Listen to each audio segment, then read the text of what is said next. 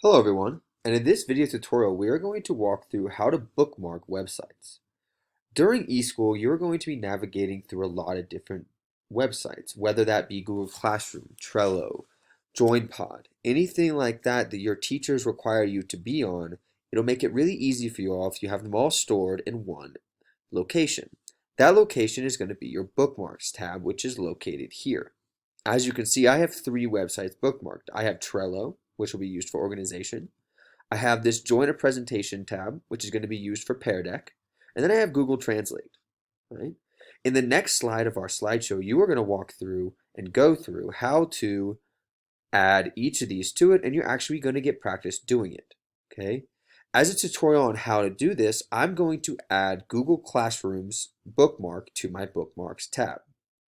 The first step in doing this is to first put in the website, and if you do not know the website, Google what you're looking for. So for example, if I want to Google Classroom, let's just type in Google Classroom. This is going to take me to the web page, and the top one's going to be the actual Google Classroom. All right. Once you get here, okay, once you're on your website, you should see all the classes you're enrolled in. And all you're going to do is go over here in the bar, in the search bar. You're going to come over here to this star. This star means you're bookmarking it. When you click on the star, all right, it's going to give you an option to name the bookmark and where it's going to be. You can name it whatever. You can also keep it at its default, which in this case would be your classes, which is a super nice way of knowing that's where you go to see your classes. Then you pick the folder. You want the folder to read bookmarks bar because that means it's going to show up right here.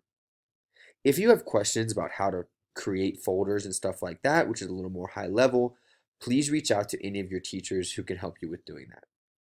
Once you're done and you're happy with both of these options, you click done, and that's it.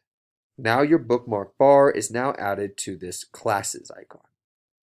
All right, to show you how it works, let's go ahead and add a new tab. Say I want to go to my Google Classes and I don't want to type it in here. I just click on this tab here and it takes me directly to the website.